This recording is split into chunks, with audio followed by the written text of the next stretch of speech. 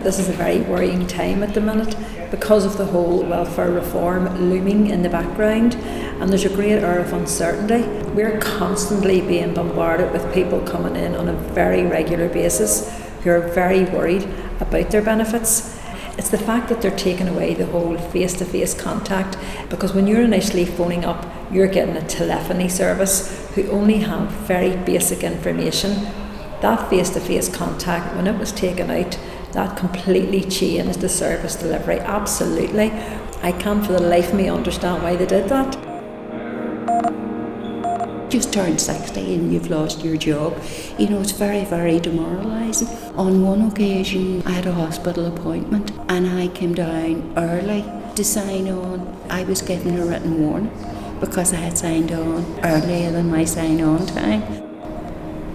The morning of my brother's funeral, I explained everything and said, could I sign on? Because at the time I was due to sign on was my brother's Requiem Mass. And yes, they let me sign on. And I got another written warning. And I was told, if this happened again, I would lose my benefit. The first time was a hospital appointment with an oncologist. And the second time was for a family bereavement. I was lucky that I got the written warning. We were talking to people who were maybe 15 minutes late for signing on, and they lost that fortnight's benefit, and they were told they would have to reapply again. They had maybe a family, and they're going to have to go without a fortnight's benefit. I got involved with the campaign about 4.5 years ago. The first part of the campaign was to address the needs of the long-term unemployed with regards to trying to get them jobs. We got surveys filled in, we got a petition filled in with over 2,000 signatures. We then spoke to Belfast City councillors from all parties. We put forward our proposals to them with regards to the Belfast City Council. When they hand their contracts out to all these big companies that have social clauses in, they provide jobs for long-term unemployed and apprenticeships. That motion was passed by Belfast City Council. The second part of the campaign was to address the issues surrounding how people's been treated in the unemployment offices. We get surveys filled in with regards to why people's been sanctioned, how long they've been sanctioned for, if they were successful in an appeal, and if not, we try and help them.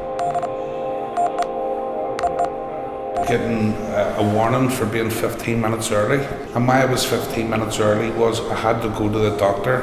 The only appointment I could get was the same time as the day I had to sign on, and I had to go to the doctor because I was only at a hospital, to give them the letter from the hospital, and because I was 15 minutes early I got my first written warning, and I was actually told on that day if I get another one I could be sanctioned.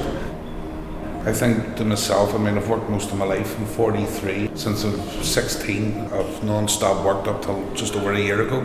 All that money I've paid in over the years, all the overtime and all the money I've paid in taxes, and I think I'm being shortchanged. Because of the stigma now is because all these programs like Benefit Street, they seem to pick on ones who don't seem to want to work. I'm watching some of these programs, it's not the experiences I'm going through. Where are the jobs? Point me in the direction of a job and I will apply for that job.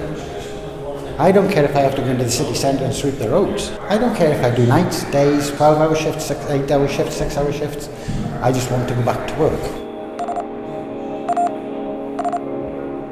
Undoubtedly that the conflict here in the north of Ireland and the legacy of the conflict has left so many people with major health problems, and that is not being considered.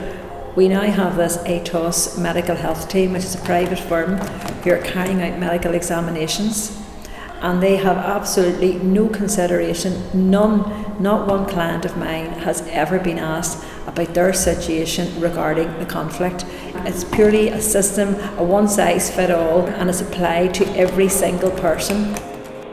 A lot of people are getting depressed, causing them to have mental issues, which is going to affect the whole country financially with regards to the health service. We must address these issues, and the way to address it is to stop creating sanctions and putting people on the poverty line. Poverty, through being unemployed, having sanctions, has no religious barrier. We're in it together, and we should come and fight together. Enough's enough.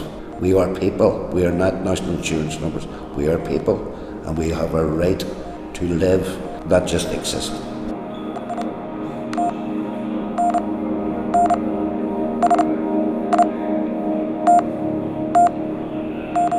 These people have no voice, they have no face, seen as nothing more than copy of a copy of a copy of a copy, cogs within systematic oppression.